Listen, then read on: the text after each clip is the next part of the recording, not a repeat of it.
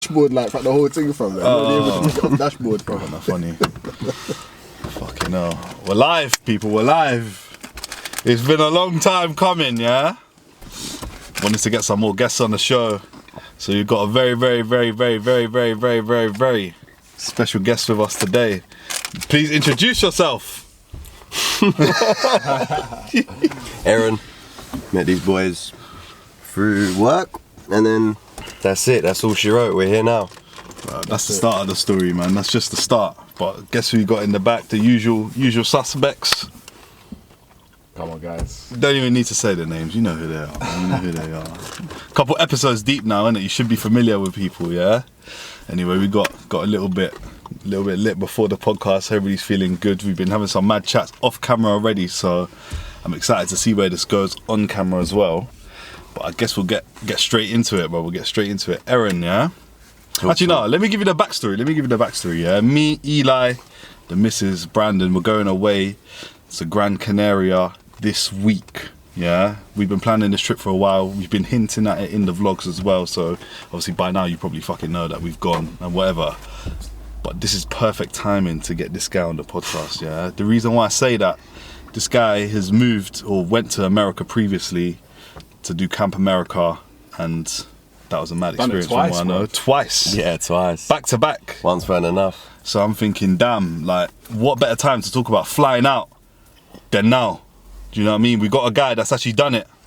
And he didn't only just go for a week to get some Instagram photos, yeah, and drive the Lambo, like some of you man out there, yeah? Man actually went there, worked the job, and boy, the rest is history, man. So what I want to start off with in the beginning anyway, but what was that experience like? And why the fuck do you even do that, bruv? Do you know what? Well, starting with why I did it, got bored at work. I didn't feel fulfilled. Obviously, what, in the previous job. Yeah, in the previous job, I was just thinking like, there's a lot to see and do out there. Why am I coming here every day?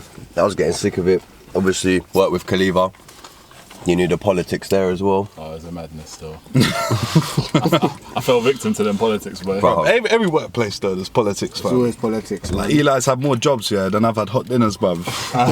And he could probably tell you back to back, there's a lot of politics everywhere, man. But what's a job without politics, isn't it? It's not a job, fam. It's just, I don't even know what it is, bruv. It's a headache, innit? Yeah. Well, that's exactly what it was. Like, what you man just touched on, like, you get sick of it. Politics, all of that, so I was thinking like I need to do something that I'm gonna enjoy or just try something new. Obviously my older cousin, she did it years ago because she was quite a few years older than me, and she ended up like meeting someone and getting married and stuff, so she still lives out in California. Looking for love out there? Huh? Are you looking No, I was looking to fall in love with life again. That's what it was really. So yeah, I guess you could say I was. And then I was just like, I'll wait till I'm 21, obviously being in the States and all of this lot. So then, you know, I dabbled on it and I did the old, I'm gonna do this or I wanna do it, but you don't really follow it through. And then, like, you have one of those days or weeks, I guess it was. But what was the trigger though? Like, cause that's some big shit. Like, I can't name anyone other than you. Well, to be fair, my mum as well, I guess she moved out quite young, but literally big trip like that. Like what would you say is the final trigger that made you say, fuck it, I'm just gonna go do some crazy shit, live abroad? I think just that accumulation of everything, the politics and just like you know when you see other people doing things as well, like you shouldn't watch what they're doing in that sense of like being nosy wise, but like you see like if you know anyone we look up to, whatever, they're always they're doing new things, seeing the world, and you see pictures and whatever, and you hear stories. So it's like I want to make my own. You know what I mean? You have your own stories and stuff. Yeah. So obviously I did all the application that last minute because it was so off the whim. That my application was so bare, and I just got to go to some job fair. And the guy was looking at my application. It's like a CV, and it's like a normal job. And he was like, "Oh, I don't know. What would you say if you were the person in my shoes and you took someone with like your CV sort of thing?" And I was like, yeah, I wouldn't take him, to be honest with you. I'm not gonna lie to you. I said I'm not gonna sell myself. I just explained to him sort of what I explained to you lot, and a bit of backstory with in regards to like working with children and stuff, like, you know, football coaching for a number of years, and obviously I used That's what I would have taken in the interview. That's yeah, literally. So I just, that, you know, and I think he liked that, he appreciated it, so he gave me like half hour of his time, and you know, he went and spoke with the big boss in the boardroom. No, there's no no boardroom, but I turned it into a movie. Trust me. Right, the way I was visualising it, I was like, right, you went that deep. no, but You know that film Goal, fam. Yeah. I thought one of them changing room talks, innit? oh fuck it hell. Man went upstairs. Well, he pulled him aside like where I couldn't hear him, and I could just see him looking over, pointing, and a lot of smiling going on, and, like shaking their heads. You know, it's like, yeah. And then he come back and he goes, look, we want to offer you a position. I think you got a lot to offer, but you need to promise me you can finish your profile. This was on like a Monday, I think. She was like, you need to finish your profile by the Friday, and then we can sort things out. So I was like, yeah, cool. He goes, you can go home now. I don't want you talking to anyone else. Like in the job fair, and I was like, yeah, cool. Straight away, just at the next booth, speaking to other people, and I could see him looking like this. He's all going like this, watching me when I'm speaking to other people. But they all had the same reaction, like the camp that spoke to me first. They were like, you need to go there. It's the one. It's the best. And then I was like, yeah, cool, whatever. We'll see. Took all the details necessary. Went home, and then I think I was ready to fall back into that. It was just a dream, you know what I mean, sort of thing, and just go back to that shit routine of the rat race and everyday working, being sick of it. But then I was thinking like, fuck it, what have I got to lose? I don't care. At one point, and I sat down, I did the application and shit, and then obviously they send everything through for you, and then I was so happy to hand in my notice at work and all of that. I took time off. I took like a month and a half off. Just fuck around, like working a bit here and there, but I enjoyed the summer. And then obviously that's when I started properly realising that that's how important it was. I hadn't even been yet. Yeah. And I was realising like it's so important to just do like the cliche, like do what makes you happy sort of thing, and do like, you find the way in it, like you feel it, because it's unknown to you, you feel a bit lost, you don't know how to approach it, but even like to sort of briefly touch on that, when you said you hand in your notice and shit like that, like what I think is mad, I always talk about this with people as well. I was saying this to you the other day. It's like, cool, you want to change job, yeah? Some people in that position, they want to change jobs, but they're so afraid of leaving their job because they're thinking, right, is the other job going to be better? Do you know what I mean? Am I making a mistake? Just that, and the next, what if this other job don't work out and shit like that? But the one thing I noticed, and I said this to Eli the other day, is like, that job will still be there when you leave. Do you get what I'm saying? So for example, if you wanted to start working back at the company that you just left, pretty sure your manager would take you back. Do you get what I'm saying? Yeah. Or you could get a similar role in a similar shop or whatever it was. Do you get what I'm saying? Essentially. And I was saying, like, look, that job's still going to be there, but the opportunity to seize an opportunity might not be there. Do you get what I'm saying? Yeah. So for you, let's say you were like, shit, what if I leave my job and when I come back from Camp America, like, nothing's going to be on the table? You might have passed up on the opportunity. Do you get what I'm saying? No, of course. Yeah, no, I hear that, yeah. So that opportunity is more important than your job. Do you get what I'm saying? Because it will still be there anyway, your job. So yeah, you're not. But yeah. No, I hear that. Was, well, I haven't thought about it like that, but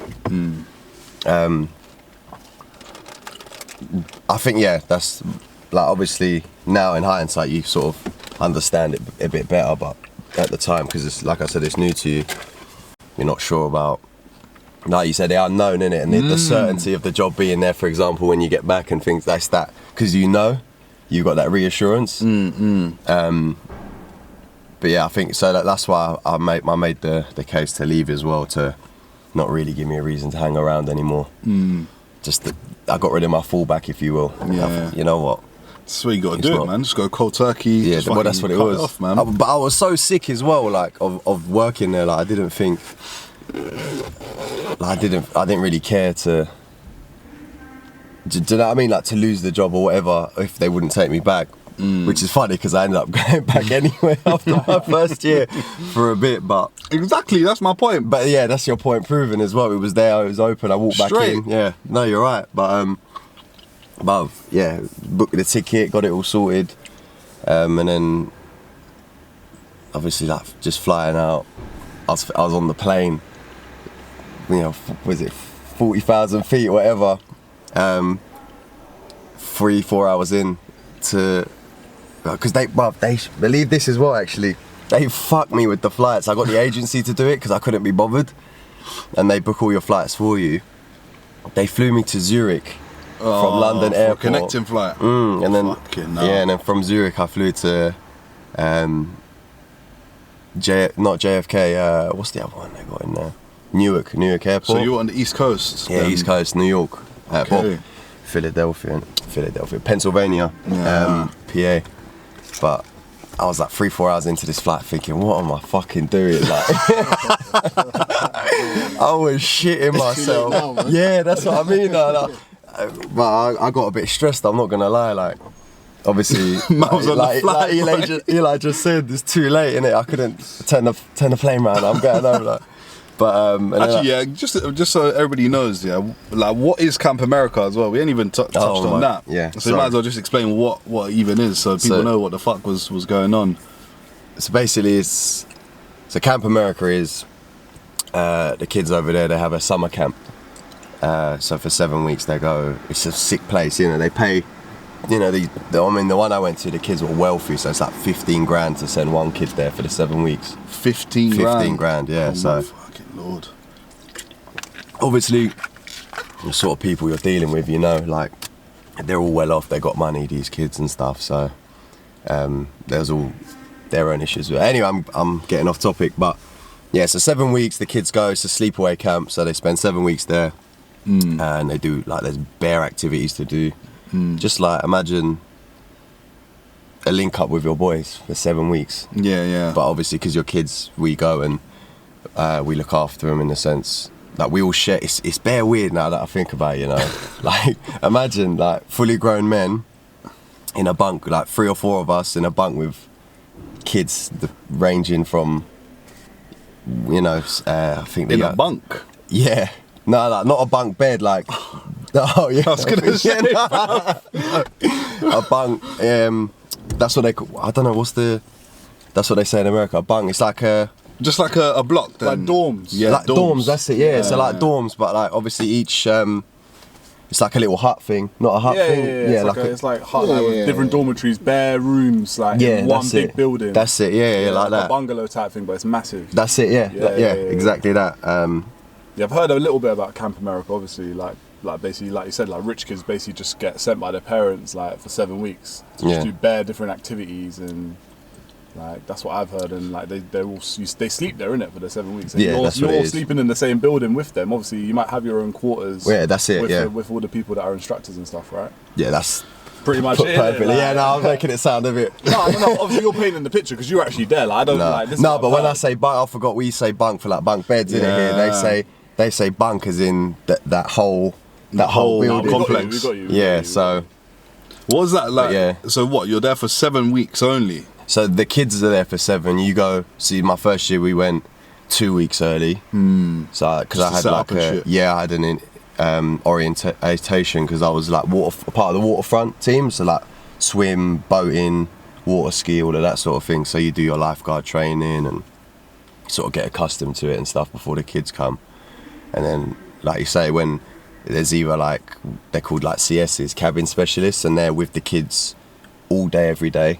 So that they're basically parents that they got to make sure they got baseball at 12 and then they'll have, I don't know, like football at 2, for example. So they're literally playing parent, making sure, like, guys, grab your football boots and let's go. Like, we got football in 5 minutes, and then that's literally all they do.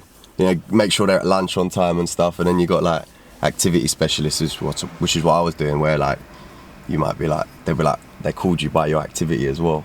So it'd be like Carter football or Kaleva art, you know. And I was Eren water ski because I was doing water ski. So it's just like, you know, so we'll go, you know, we make sure the kids are up and ready for breakfast and stuff. We go have breakfast with them, like in a massive hall, like it's like Harry Potter in it, like bare kids, you know, in the halls. There's just bare madness and stuff. So, and then I'll literally just, because you get your age group of kids that you sort of help with, if that makes sense. You know, ranging depending on the range, and then I just, like I said, then I would go and teach water ski to the kids that will come, obviously to water ski at whatever certain time they've got. So it's literally like, it's sick, man. Like, so you're like big brother, teacher, whatever, that sort of, that vibe at camp with the kids. And then, yeah, it's alright, you meet some sick people as well, man. So when you're there, you're basically there in another country. Obviously you moved from London, you're sat in America for basically 10 weeks pretty much, looking after kids. And you're saying you're sat on that plane just shitting your pants on the way there. Literally holding on to that, you know, the handles of the plane. That's so hard, you start shaking sort of thing. Like, I don't get like anxious like that either. But like, I think it was just me being so set in that routine. Yeah. Was there anything else like going through your mind, like obviously you're separating yourself from routine and the job and all the rest of it, but like, what else, like, do you think you were feeling during that as well, if anything? Yeah, it's hard that I was, obviously there was a part of me that was excited, but like in that moment it was like you say, if anything, it was quite dark in terms of, it's going into the unknown, isn't it? My memory, yeah, that's so like, all I was thinking was, fuck, like, I'm headed to New York. It's not even like I could jump on a bus or something, or it's like around the corner. It's like a whole 9-hour flight away. Was it your first time in the States as well? Yeah, first time in the States as well. Shit. Yeah, this man. is a madness. Yeah, this is a real, like, I didn't think going about into that. the unknown type shit, bro. Like, How did it differ from the UK, would you say, in your time there? Just like, what, like culturally or just generally as life goes? Like yeah, with both, people? like, I mean, yeah, you can touch on both. Like, yeah, like first, like culturally. Like, culturally, like, I don't want to say too much and offend, but I mean, people are backwards here, actually. I can't even lie, but in America, some people are so backwards, man. Like I don't mean that in a rude way, but like they are different. Like what? What's up? There's like, so many. I'm trying to. There's what's so one many. of the dumbest shit, or what is one of the dumbest things you ever fucking saw when you were out there?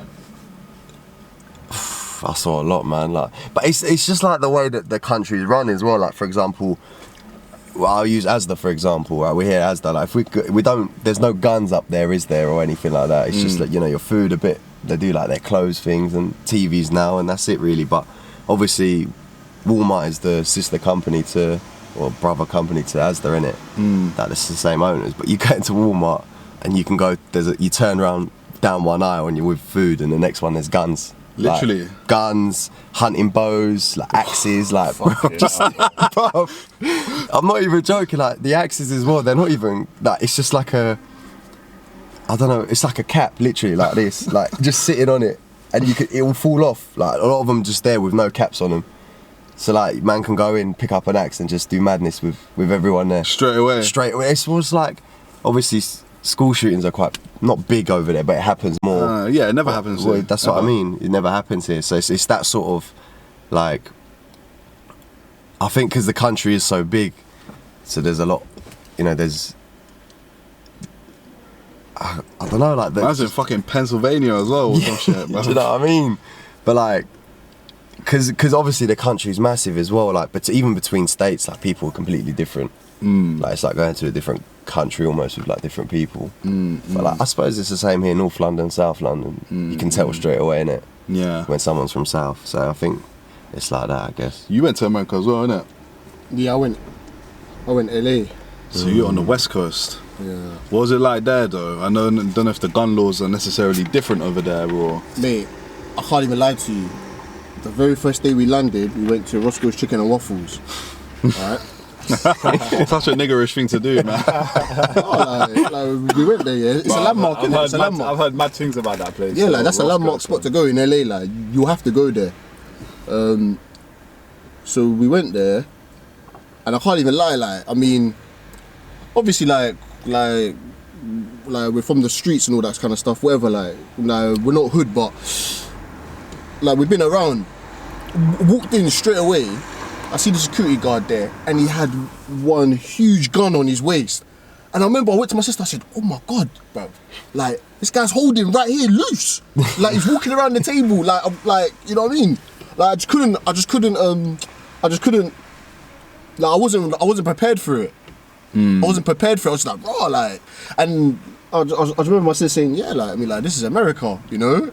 Like, gun is just what it is, you know what I mean? Like, look, I don't care how street or how road you are. A gun in this country is a big deal in the UK. Like, if you have one, it's a big deal, you know? Like, if you've had one, if you've used one, if you know someone that has one and that kind of stuff, like, it's a big deal because it's not, like, there are guns around, but it's just not as common. Like, that's why there's way more stabbings here than shootings or whatever. Than there are shootings or any other brutal attack. It's most likely just going to be a stabbing. But of course, in America, it's the complete opposite. You know, guns there are just like what Eren said. I mean, yeah, it's just like buying a hat, you know. Or buying like alcohol. As long as you got your license and you're old enough to really have one, and you got some ID on you, maybe one or two other like little minor things, you can walk out with the gun. You know, just got, you know what I mean. So that was one of the biggest things that I saw as well, and also as well, like even though that like the houses as well in LA. Like we were in some neighborhoods. I remember we went to Englewood, and I was looking at the houses. I'm like, raw, like these are some huge houses. Like these must be some expensive houses.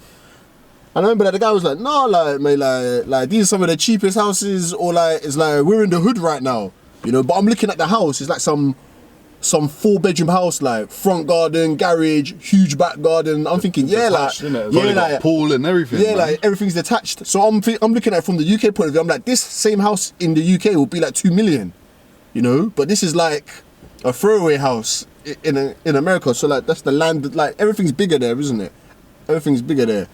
You know, I remember we went to go get Chinese. We had to share it between 4 guys. That's mad. It's true though. It's not wrong. They'd rather throw it away, innit? Yeah, than have like, people huge. share. I was just like, yeah, I just couldn't believe it, man. It's crazy. So, what was it like for you then when obviously you land? Yeah, we'll get into it, I guess. Eren's big into his women, innit? No. So what was that saying then? You land, you're like, I'm out here now. I'm in the States. You know what? Like, patrolling. It's funny you should say that. I've got a story a lot I like with that one, but no, because obviously here you're used to things, aren't you? I can get around that tube easy, whatever. It doesn't matter. Same for you lot. It's not a problem. You don't think about it. And all, like when I got to the airport to get a transfer bus into the city, and I was shitting myself to even just obviously the underground there, innit? The trains. Like it's like getting on here. It's more or less the same. The metro. It's like just slightly different system in terms of like what the map looks like, but it's the same thing. But I was shitting it for even that, but it's something we do every day, innit? Or every week. Yeah. Here you don't think about Comfort, it. Comfort, man. Yeah, I think literally that's what it is. But we got this bus to Port Authority. It's like the coach station, like it's like the King's Cross, I guess, innit? Sort of thing, New York. Well, that's Grand Central, innit, I suppose. But it's that sort of thing, like Port Authority, big station, and obviously I made the mistake of taking a suitcase, which is like too much, really. What, for Camp America? Well, this is what I thought, which is why I took the suit. But obviously, because I went a second time, I only took like a 40-litre backpack. Just that was all I needed. You pick things up there anyway, don't you, and stuff. So, but it just gets long to obviously once you got that much stuff. But anyway, obviously I got my suitcase in the middle of Port Authority, and it was like late because there was a few delays. So it's like 11 local time, like PM. So, and they're 5 hours behind us. So I was running on, you know what I mean, like into the early hours of the morning. So I'm finished anyway. I'm tired. I didn't sleep much, and like. Port Authority is a scary place, I'm not gonna lie to you, bro, that place is rough. Like I'm talking, like obviously like Eli was saying, that the gun rules and obviously the houses, like the normal house there is massive here, for example, is the same as like we got homeless people here, innit? But like they're not like scattered about like there would be central London, like the people walking past you. But when I was there, it's like for every person that's in the street, there was a homeless person as well. Like just walking through, so like me and you, for every like us four, there'd be just as many homeless people. Fucking hell. That's what I mean. Like it's a bit of a culture shock as well. And obviously like a lot of the homeless people here, like they're just drunk and knockout, innit? These man are active out there. Like I'm not even joking. But no, like obviously they could see I wasn't from there as well. Just they knew straight away. Obviously I got a suitcase, but even without it, everyone dresses like, come differently. here, little boy. Like trying to, do you need directions? Give me money and I'll show you this and that. Nah. It's proper intimidating, man. Like You said that was like in Marrakesh as well, innit? Oh, bro, Marrakesh is. Yeah, like I can that, imagine it. If they see you're foreign, yeah, they're onto you, bro. When you're walking through the street, it's like every corner you turn, man will try to like sell you a rug or a fucking camel. You know what I mean? Or try to take you on some bullshit tour, yeah, that leads to nowhere, bro. it's like gone, innit? Charge you double for the cab, boy. Oh, it's so funny, yeah. But yeah, so like, I'm taken back by that, but obviously, and then I had to get a cab to. See, I didn't. I got this printout list of what to do, sort of, like that the agency gave me, like directions and shit. And I was an idiot. Like I printed off the other bit as well. Like, if you were gonna get a coach straight there from New York to obviously Pennsylvania. But like they'd arranged to pick us all up. But I wasn't thinking properly in it, so I was trying to get the coach at 11 in the evening to the fucking buttfuck wheel of nowhere. Like Pennsylvania's, like it was proper rural, innit? Like all like fields and stuff, bare trees, so they weren't running the bus. But obviously I'm trying to get it and I'm panicking now, thinking like, oh shit, I fucked it. Like I haven't even got there, and like obviously I didn't have my phone and stuff, and I thought like people weren't. I was like asking sort of reluctantly because I didn't want to ask people and feel stupid as well. Like, oh, can you say this or that? And I was thinking like, this is dumb. What am I gonna do, sort of thing? And then I got some food, settled down, out to get the subway to just a couple, because they do it by block, don't they? Is it block, like 102 Street and like 59 Street or whatever? So I was on like 50 something. I'm not even sure. I had to go to like 102 or the other way around. But as I was getting on the subway, I remember, like you say, talking about gal. Yeah. This girl, it was like something out of a film, yeah. Obviously, think about how busy it was as well.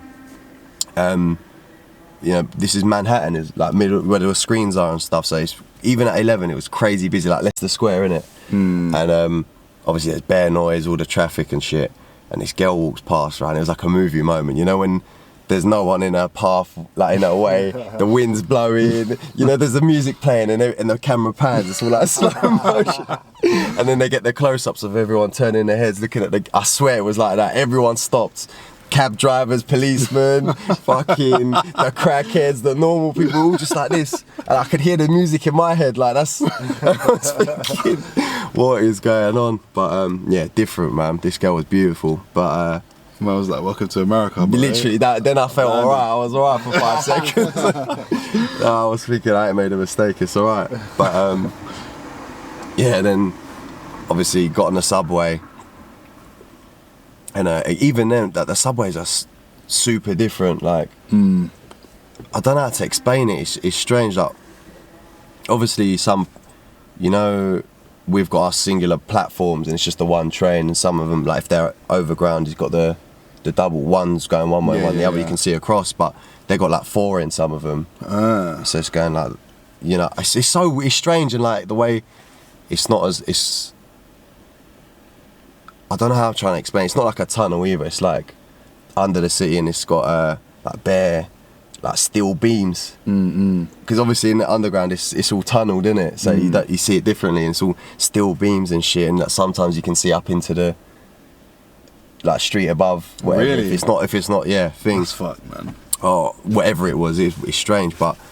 Shitting myself on just the, a culture the shock. subway. Yeah, huge culture shock, man. And then obviously went and stayed in a hostel as well. This was new as well. A room full of like 12, 13 strangers. They were big as well. The hostel, sorry, big rooms. and like everything's just there as well. Like obviously, I need to stop you. You need to stop you. You need to wheel it up. I'm telling you, man. Time goes quick on the podcast, bro. Yeah, I ain't got anywhere yet, man. I feel like I'm just chatting shit. You might are gonna get bored. But even that was just different. Like being in a room with like 13 other like strangers as well, not even people you know, and like obviously there are lockers there, but a lot of these man, like obviously they've been traveling a while, just bags next to their bed or under the bed or just like in the room. So these are them seasoned guys in the hostels. I've done that in Amsterdam, but I'll never do that again. I will never do that again. What was it like for you though in Dam then? Oh, in Amsterdam? Yeah. Blood. Cause I remember like the first day, like literally I came, like I must have just come into the room, like there was a couple there already, like straight in.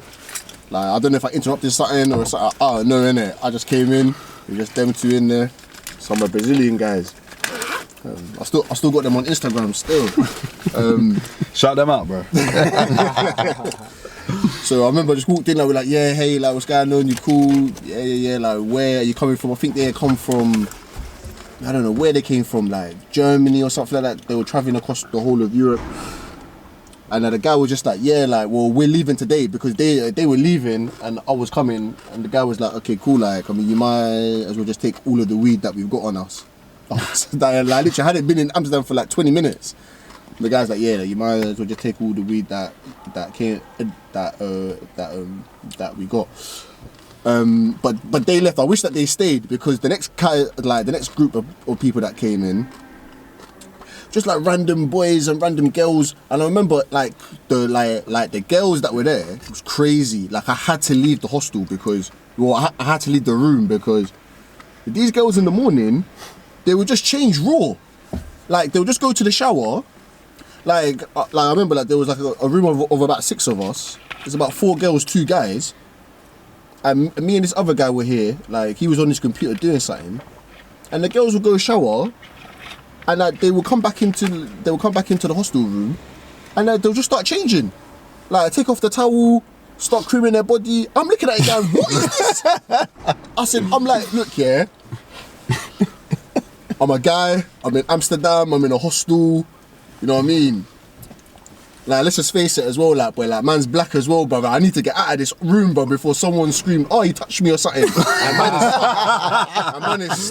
man is stuck in a mad situation. I'm like, I just couldn't believe how loose it was. It's just raw. I was just like, wow, like is this the hostel life? I said, nah, I can't be doing this, bro. Was that for you though? Just share what? So in a hostel, like you literally share a room. It was mixed. Yeah, like it's like one big room, and there's bare bunk beds everywhere. So like, say that's fucked, yeah, say like the size of your house, yeah. Imagine there's no walls. It's just true. There's no walls, bro. There's no walls, bro. There's beds. And there's just beds and lockers on the side, and maybe a sink or 2 in the room, bruv. Like you have all girls, you have all guys. Like those ones are a bit more expensive.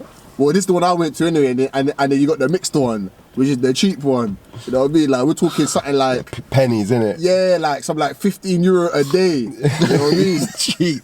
So you'll be looking at that guy, yeah, cool, like €50 a day, like boy, like, if I'm budgeting, but there's a reason why it's 15 fucking euros. There's a reason why it's 15 euros, bro. You gotta share that one shower. You know what I mean? You gotta share the toilet. Facilities are shocking. You know what I mean? You best pray the guy went into the shower before you is clean. Because if he ain't clean or she ain't clean, you're finished. You're finished, bro. Bring slippers as well, or sandals, bro. Don't be walking nowhere. It's so true. You don't want to be doing none of that, bro. But yeah, like I mean, like I just remember that experience. Like I just remember like whenever I think of Dam in my time there, I just remember like these girls changing. It's about 3 or 4 of them, you know. They're all just coming into the room. You know what's so funny about that trip as well, yeah? Like we were in the hotel, innit? Yeah, me, my bro, and Brandon. And I shit you not, yeah, bro. Eli, fam. Like, man was staying in the hotel till 1 a.m, fam. But yeah, I didn't want to go back. Us man would wake up at 9, yeah. Eli messaged us at 8. Like, what you man saying? doing everything you could to get out as soon as possible. Like, yeah, roll through. But man will roll through to the hotel. As soon as you say the word, boom, he's there. Like Houdini, man, just turns up outside, bro. Trust me, bro. Like, I just wanted to sleep there. Like, I don't even know how I even caught sleep. But like obviously, like, when you're tired, you're tired. I remember I had to padlock my suitcase. Oh mate, I slept because I slept on the top bunk. I had to sleep with my suitcase on the bed. I didn't trust no one there. I didn't trust no one there, bro. I was like, nah, I ain't trusting none of you guys, man. I'm sorry, bro. I ain't trusting none of you guys, bro. I don't give a damn. Padlock that, sleep with it on the bed. I don't give a damn. I ain't trusting none of yous, bro. Allow it. Oh, you know what I mean? So you're. Oh, but anyway. So you're in the States in the hostel, yeah? Bruv, yeah, you like put it. Bruv, that's it. It's true. Like you say, obviously we don't leave nothing here. Like if you leave it, you ain't finding it again, innit? But obviously, the openness of these people, like I say, the bag's not even locked. Like I said, I was like Eli. I put it under my bed, and I had a padlock for my suitcase. No, it's a coded one, sorry. And then I was thinking, I want to use the locker though, because I want to go downstairs. I didn't have the showers in my room, it was just down the corridor and shit.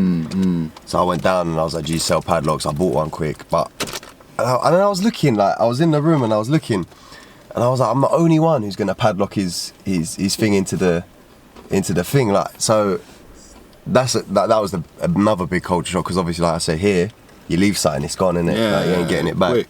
Yeah, so, and like, I was like, I don't trust these lot. But they seem to trust each other, but they don't even know each other. People coming and going as well. They're just used to that though, man. Yeah, a lot of the people probably staying there probably done that many a time before, man. It's a nice thing, and I wish it was like that everywhere, innit? But it's still a culture shock. You're not used to that still. Like, what was the like? What did you sort of take away from the whole Camp America thing in general? Like how did it open your perspective on life and even the UK as well? I think obviously number one being like it's like a Big Brother sort of effect as well, like, because don't forget, if I'm coming from London, it's not just American, it's more like appeals to everyone else but the Americans, like apart from the kids going there in terms of working there. So you get people from like Australia. I thought there'd be more from London, but there weren't really. So a lot of them from like up north way. So a couple, Liverpool, Manchester, places like that. And then you got your proper country boys. That guy that we went to the club with. Oh yeah, him. Yeah, that idiot. Yeah. Yeah, Kaleva told me about that one. He's a waste man for that. But yeah, that's what I mean. Like from all over the place. So there's an extra culture shock there in the sense of, someone from Leeds and Manchester is different again from London, Birmingham, whatever. So obviously you're working with all of them as well, all in a foreign country. So you learn. I mean, there are sick people as well. Like you learn how sick people are and like what they've done from where they're from. If that does that make sense? Like, how can I explain this? Like,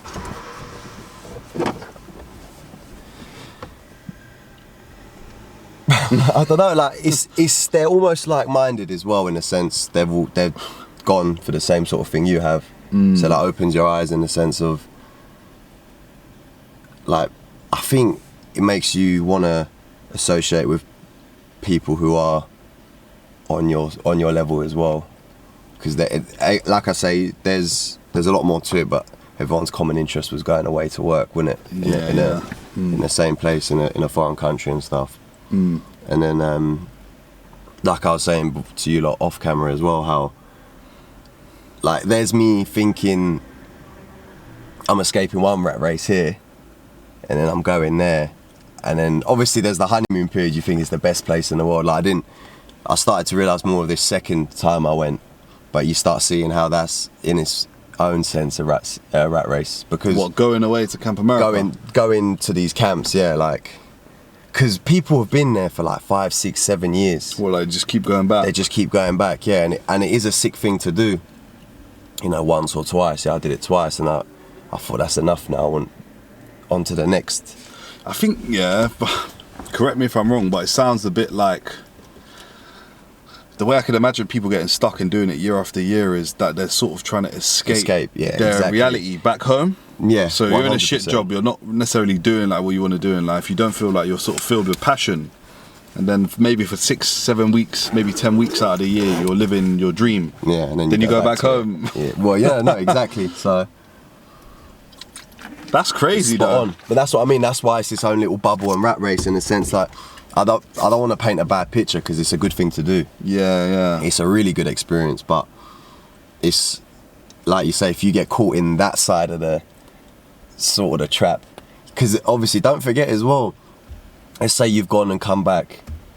This is like us going into like we were talking about the job being there when I come back. This is sort of why I went back to the job, because you come back sort of depending, because you can do like bits afterwards where the kids go and they have like loads of different groups come in, like school groups or adult groups, and you do activities with them as well, and you help close up for the season.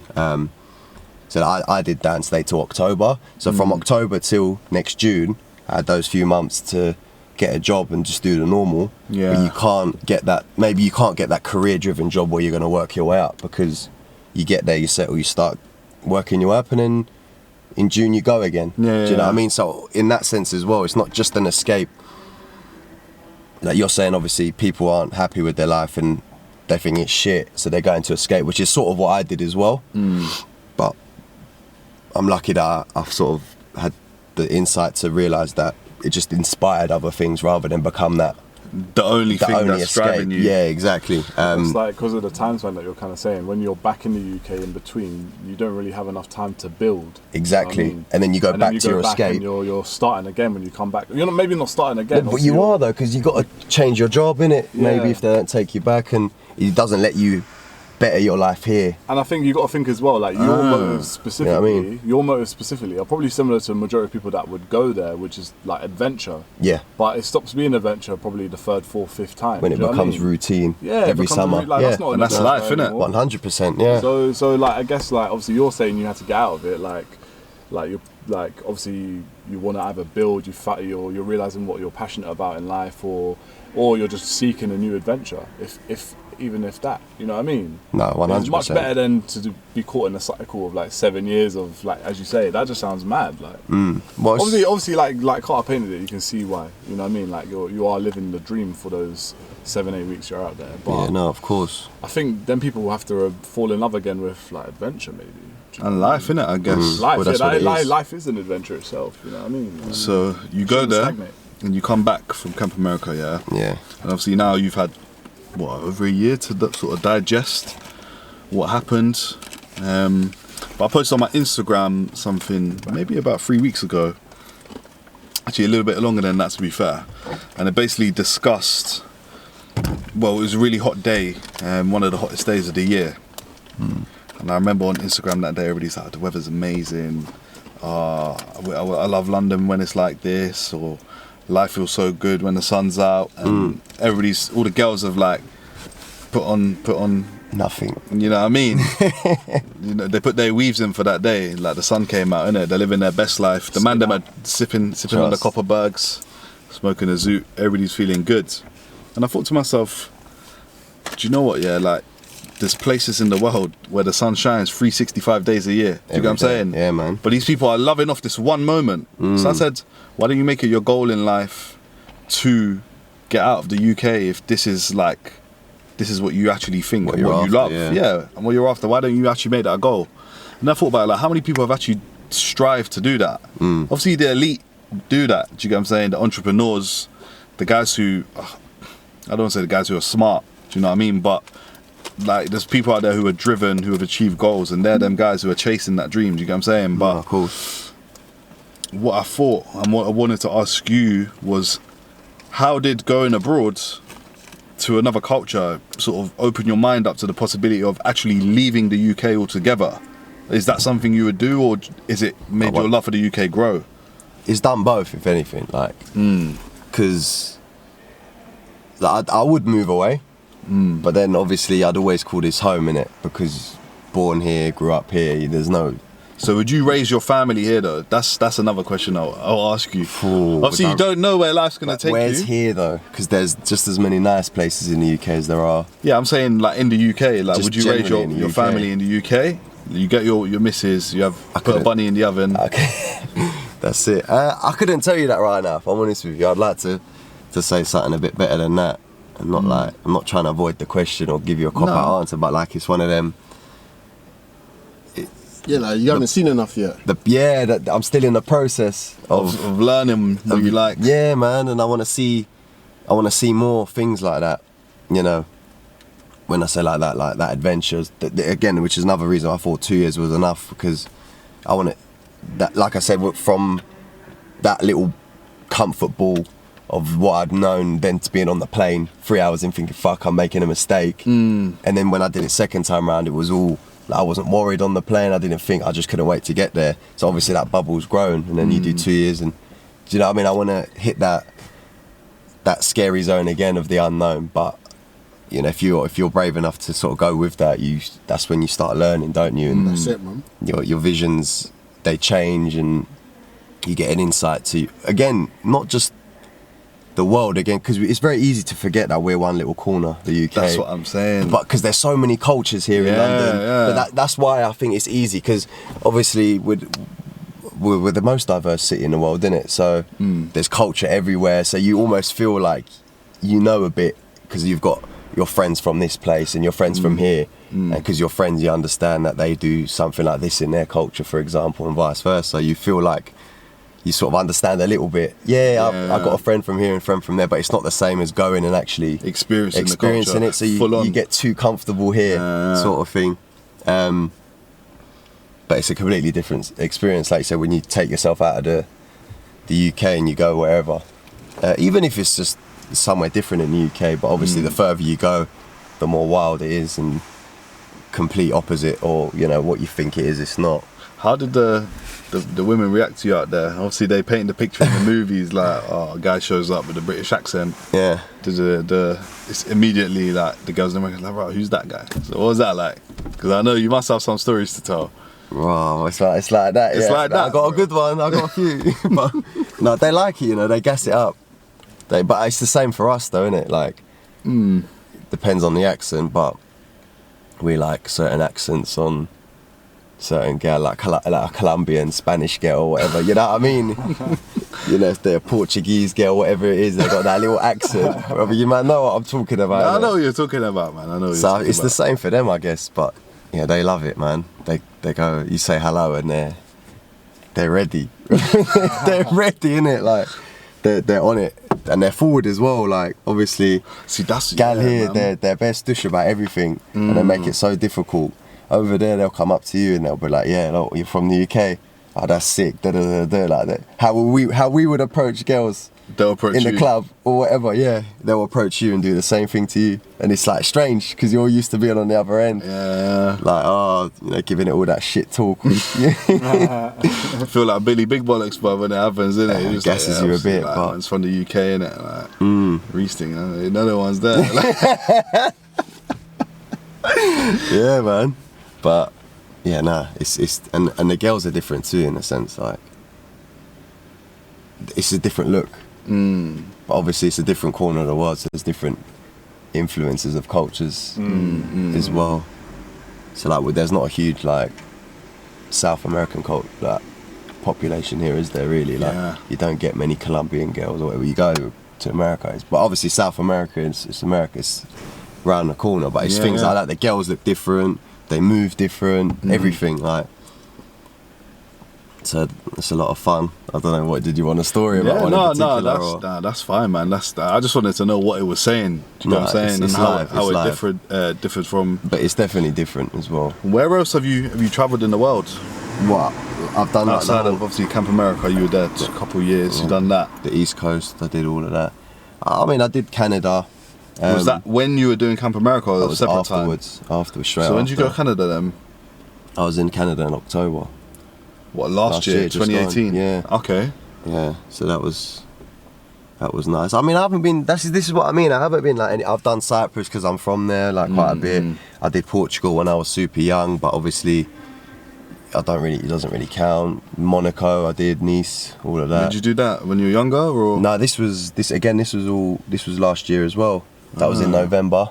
So you went Canada and you went Monaco, Yeah, like a month later. something like that. Yeah. When I got back from Canada. Yeah, and about a month and a bit later, we went Monaco and stuff. Fucking hell. Yeah. So you've been around, like you've seen a fair few different places. I've seen a little bit more than some people, yeah, but it's not enough. I want to see a bit more. How do you think? If I speak to someone about where I've been, when it's one of them people that have seen a lot more of the world, it's like there's almost no point telling them because it's not really that many places. But obviously, when we talk about people getting stuck here, don't they? Or they're happy here as well. Some people to just grow up here, work here, die here, and that's it. How do you think, like, travelling, It's a lot obviously for you've them, got a drive to travel and stuff like that. Like, why do you even have that drive to travel? Like, I know some people, they're literally, like, they're happy to just stay where they are. Do you get what I'm saying? But literally, like, there's guys out there who have got the money to move around. Do you get what I'm saying? But they'd rather just, like, stay where they are and not see a lot of the world. So what is your drive to actually sort of explore, like, go Camp America, do something like that? Obviously, you're talking about the job for Camp America and things like that. But what's, like, the sort of bigger purpose in your life? Like, why, do you know what I mean? Yeah, I think it's a bit of, it's maybe just the way I am, for example, like certain men will have a drive to get up and, you know, run 100 miles, for example, because they want to run the marathon, for example. But, you know, I don't have that sort of drive. So I think a part of it, does that make sense? It's just something that appeals to you as a person. Like, why does somebody like house music and someone like grime, for example, but they completely hate? But what do you get out of it, though? And even for you guys as well, like, obviously we're going away. Like, what sort of things do you get out of it? And obviously you guys after as well. I think for me it's the insight. I really like, because I'm happy to spend the next 2, maybe 3 more years just seeing the world a bit more before I really start working properly and building that career. I think, like I say, it's the insight. You find out a lot about yourself, like, and I think most important, it's the knowledge of actually seeing how other people live and not being so narrow-minded and getting stuck here with the way we live, because obviously different countries, you think everyone lives like us, but they don't. Like, obviously everybody lives, but there's different, like, their day-to-day is so different just because of where they are in the world. But they're still people like us, if that makes sense. It's mad, like, you know, and what's normal there isn't normal here, and vice versa. Just opens you up. Yeah. Opens your mind, gives you perspective. I think that's what it is. I want to learn a bit more, get that knowledge, and that I think the perspective is important too. Just become more of a rounded person would be nice. What do you guys think? Yeah, I think, Because you've been on this, like, you're saying next year you're going to try go on 5 flights. yeah, minimum. So why though? Like, what's your drive to do that? No, it's just like, look, like, I mean, like, it's kind of like what, like Anton Krill said. I mean, if you haven't been travelled, like, you can't really even trust that person's opinion. You know what I mean? On quite a few things, you know. So, if someone was to say, just like what, like you asked earlier with the education and stuff like that, and someone's like, no, like, obviously, like, I've got to have my child has to be educated in the UK, which is fair enough. And then, like, you were like, why? And stuff like that. But if the person hasn't, like, or if someone was like, so if I just said something random, like, you want to be I don't know, like, you want to be more, what did you do, like, what's Eren, like, an instructor? Yeah, water ski instructor. Yeah, like a water ski instructor. And then I said to Eren, I was like, so Eren came to me, he's like, yeah, I want to be a water ski instructor. And I'm like, okay, where do you want to do that? And he's like, someplace in England. Yeah. And I'm like, okay, cool, like, and then he said, he hasn't travelled much, like, maybe he went to, I don't know, Spain. And then I'm like, mate, like, how can like, and I said, and just say, I asked him, I said, is the UK the best place to do that job? And he was like, yeah, well, this and that, but he hasn't travelled anywhere else, you know. Like and you would agree, like there's if you wanted to do that job, there's better countries for that. 100%. To actually do that job, but because you haven't been around, you don't know that they exist. You want to do that job. It's just kind of like what Anton Krill said. Like he'll ask someone, said, "Where do you want to live?" Someone said the UK, and then he'll be like, "Well, how can you say that? You haven't even travelled the world." You know, That how do you know credibility, that? How do you know you will end up in Hawaii and you be like, you know what? Here, I need to live here. Yeah, If you haven't been, so it's that case of like you don't know what your dream life is until you've seen everything. Then you can say, okay, like that place was sick. Yeah, like, you may that's end up me. you may end up in Switzerland for all I know, because that may just hit you, and you're like, you know what? Yeah, I can just live here. So like, but you won't know until you actually go there. So it's just. You know, I mean, I'm not like, I mean, like, what am I saying? Am I saying you got to travel the world? I mean, if you can, do it, right? I mean, like, if you can, do it, for sure. Like, do it at least once, you know? Well, how many times are you going to travel the world, right? But just, like, whenever you can go, especially, so if we all live in London, I'll be like, okay, whenever you can get the opportunity to go out of London, just go. Even if it's to like Liverpool, Manchester, Scotland, Ireland, even that, man. Ireland, like just go there, you know. Yeah, that's showing me a lot for sure. Like just go and just get out of London, because you may not know. Like you know what? Yeah, I want to start living in Birmingham now, for whatever reason you have. Yeah, like even when obviously in Christmas time, me, Sally, and my mum went up to Scotland. I ain't been there in like 7 years since my grandmother passed away. So for me, it was mad, just like going back there. Going with the missus, just experiencing that. And like even Scotland, that's not fucking that far away. Do you know what I mean? That's an hour's flight away, 6-hour drive, 4-hour train journey, yeah. But even up there, like shit's different. Do you get what I'm saying? And you just get so much perspective from going abroad.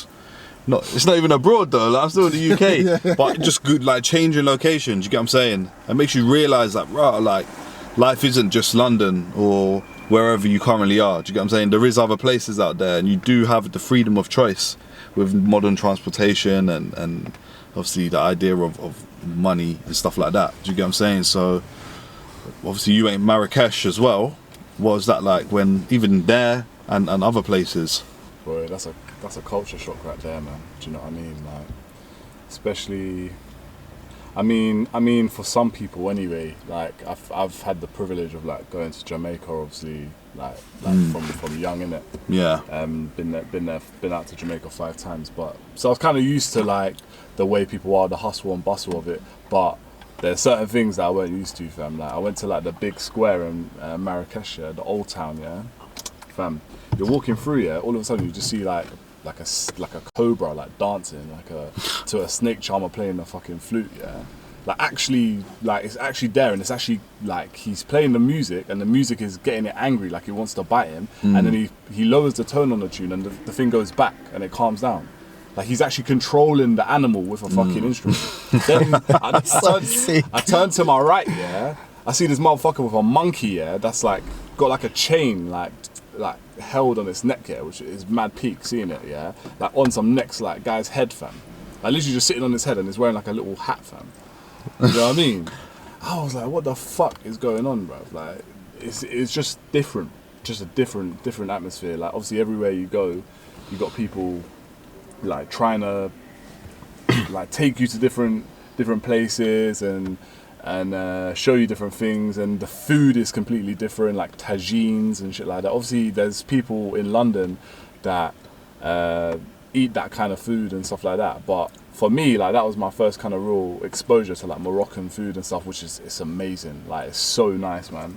And the food wasn't even that expensive as well. And you see like little like children that are like refugees from other like parts of North Africa, like Syria and Algeria and shit like that, where there might have been different wars, and they're literally just begging for like 10p, because to them that's gonna buy them a meal. Like it's you just like realize, I don't know. I remember like thinking that like I guess like in terms of perspective, one of the biggest things I took away from as a perspective was like I'm from London, and I don't know that this is going on. So this has made me feel like very privileged in what I have, and I can go back to London and I could actually take over the world, like from where I was born in the position. But these people here, like, it's gonna take so much more for them to get to Even where you're at. to get where I'm at, to do what I could do in my life. So that broadened my horizons, if you know what I'm saying, because I actually realized what my horizons were. That's what I mean, though. Like, Yeah. that sight it gives you, innit?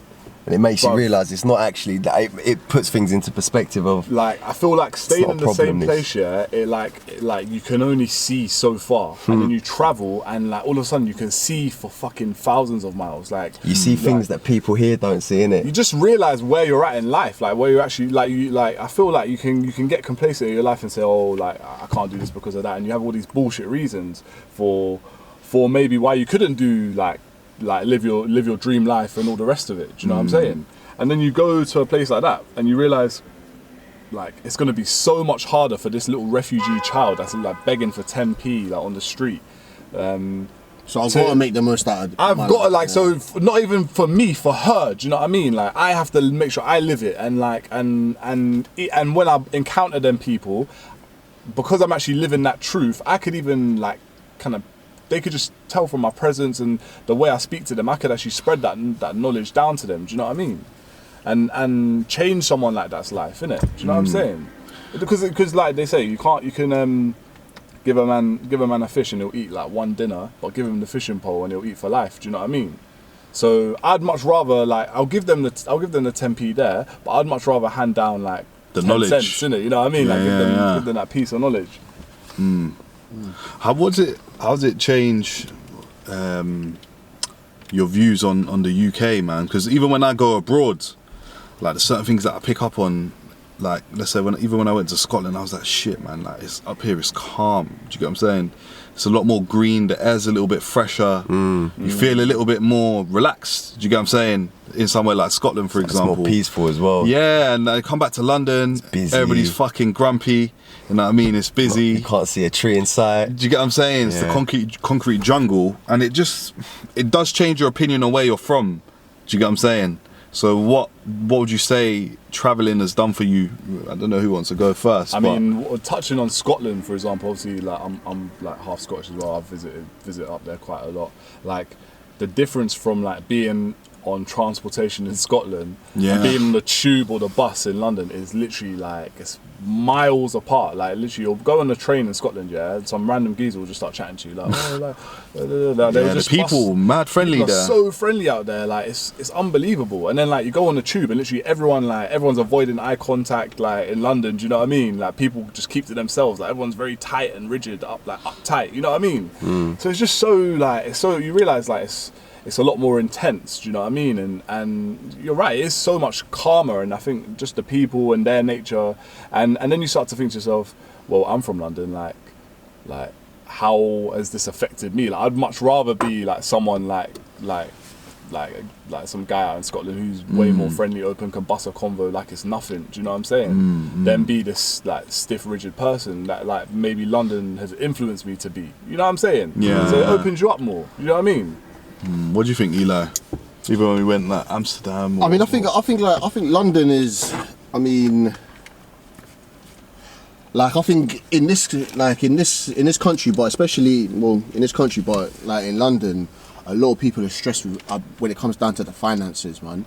I think that's a lot. I think that's a real reason why everyone's upset. When everyone's just on the hustle and bustle, like everyone just needs to get to work, just go work, do the work, get the paycheck, pay the bill, and do it all over again next month. You know, like no one, like everyone's on the grind, kind of a thing. Yeah. No matter what job you got, like you're just on that grind. Like you need to make it. You know, like it's bills coming out coming out of your ears. You know, you're in a relationship, money issue. Like missus is stressing you, husband stressing you, partner stressing you.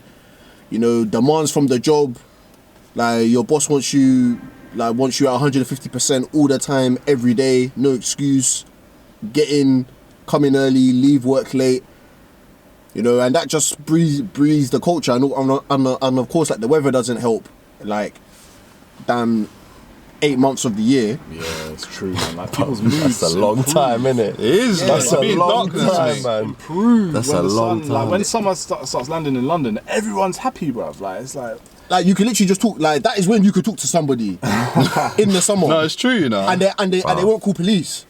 You know what I mean? Like just because that's how, like you can literally just go up to anyone on the street when the sun is blazing. Be like, yeah, like what's going on? The guy will have a conversation. I have to throw in the fact that in Scotland, yeah, like the weather is even shitter than London. No, in this country, like I don't know how these men are so gassed off life. Like I actually don't. Do you know what I mean? But it's like it's the rush, though, isn't it? It is the rush, though. Like, Yeah, in rush, this right, country, that's like, it's the definitely rush. part of Like, it. it's the In rush. Like London. the weather's cold. You know, But I think a lot of people in London are living in London just like that's it. Like that's as far as they've got. They're not living the dream. They're just the dream was to live in London. They got to London and they just got caught in that sauce. In Do you know London. what I mean? It's like they're just living- literally, like yeah, they're like- literally working. They pay the rent and the money's gone Like, and that's it. they're living, boy, but like they're not alive. Trust me. But man. Bob, You know what I mean? saying like with what you're saying about, like, I agree with what you're saying, but you know how you're comparing a guy saying hello to you, like some random guy in Scotland, and then obviously here everyone's stiff on the tube and stuff. But like, it's obviously, is it because everything's so busy here, and like I say, it's so multicultural. There's a lot more people are influenced a lot more, so they hear about more things out there. So they obviously they're on the grind and stuff, but they're aware to a lot more of what's going on, because of there's more people to interact with. It's obviously more populated than maybe, I don't know what part of Scotland it was, but Yeah, it's still anywhere. but really. you know, I'm talking more, you know, if it's outskirts, for example, so Yeah, yeah, London's a city. So and obviously these people on the outskirts, and they come from a little town with 10,000 people in it, there's that, they can be happy with their everyday because, well, one, there is no stress because it's a smaller community, and that, like it's not busy like it is here. There's no rush, but also, isn't it, like I say, that knowledge of there is more out there. They're very like isolated too. Yeah. So that even if we talk Barnet, people are like that. They stay in Barnet, don't they? They Yeah, grow up yeah. in Barnet, go to school in Barnet, work in Barnet, die in Barnet, kids in Barnet. or have kids, raise their true, kids man. in Barnet, and then they die and their kids do the same thing. And is it because of who they associate with, and they don't maybe pay attention to what is out there, or they're just with like-minded people?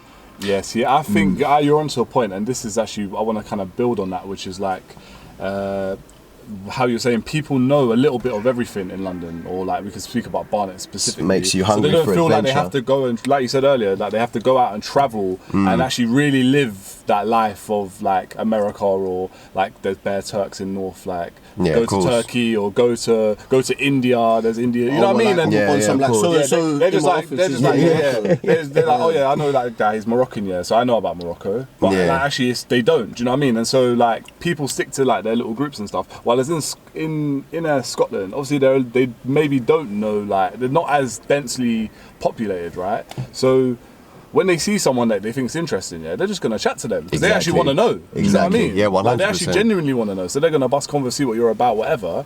But in London, everyone thinks they all know it all already, kind of thing. That it's almost like they're too focused on their little life and all that shit that they can't even be open to like other shit. Do you know what I'm No, saying? I think I hear that, it all ties in, like that perspective. And obviously, like, building on that as well, like with what Eli said as well, people grinding, getting the paycheck, paying the bills, and then doing it all again.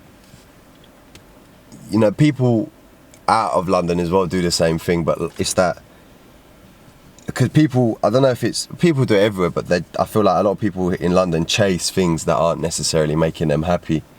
They're just chasing things. For the short-term satisfaction. Yeah, like the relevance of it's a trend now, for the example, for the hype, yeah. The clout. Yeah, clout. Yeah, exactly. True, man. And like, obviously, these people, when you go out of London, for example, they're very, I mean, yeah, they might keep themselves to themselves a bit more in sense of how far they push the boat out in terms of travelling or seeing other things, but they're all happy when they go to work, and they're happy when they finish work, and they're maybe not, because obviously London's super materialistic, innit? And I don't feel like there are as many problems out of London like that, in a sense of people are a little bit Like obviously, if we talk super extreme and you go into the, you know, middle of nowhere and it's farmer life, like they're happy to wake up early, you know, 4 a.m, do their crops, tend the cows, whatever it is they're doing, live off the land, provide, you know, the milk or the beef or whatever it is that they're doing on their farm, and go to bed, and they do that forever. And they're so happy. They don't have a problem in the world. Do you know what I mean? Like they're genuinely happy. But again, it goes into that as well, because that's all they know. I guess that's actually the question with it, is like, because the way you paint the farmer's life is like, there's probably people in London like that are living that London life that we're talking about, that are happy with that. No, I'm 100%. Well. Yeah, so they are. 100%. The actual real question is, that everyone has to ask themselves in life in general. I think I feel like this is the question that we're all feeling, is like, are you happy? Like, focus on that. Do you know what I mean? Do what makes you happy. Like, Exactly. Don't be living this like London life we're describing, that we know a lot of people are who aren't happy. Do you know what I'm saying? You got to find out how to change that. Exactly. See, this is what I would say, yeah, to build on that, yeah, and I think the only way you can answer that question, which is, are you happy, is to travel. Because you don't know what you like until you've seen it all. Exactly. So that's definitely what I would say. Yeah, you fully don't, man. It has to be done. It is a requirement of life. Do you get what I'm saying? But there's Unless something. you're that small percent that you know what you wanted. Like Messi, for example, innit? From day dot, he knew he was going to be a footballer, and that's it. But that's... Or even the farmer, like I said, do you know what I mean? Or even that person that's living a London life and they are happy in it. Like, they have no reason to... It's like, don't break what isn't broken kind No, of of thing. Do you know what I'm course, saying? 100%. For those people that feel like there's something more, do you know what I mean? Like, you have to... But trust, like, that guy's travelled, man. That farmer guy. You reckon? Yeah? Yeah, you don't know that. No, like, he would have, man. He would have, like, if you're talking about, like, what, like, the 21st century, like, farmer, like, in 2019. Yeah, it's probably on peas, isn't it? Bruv, like, he would have travelled, man. Even if it's for business.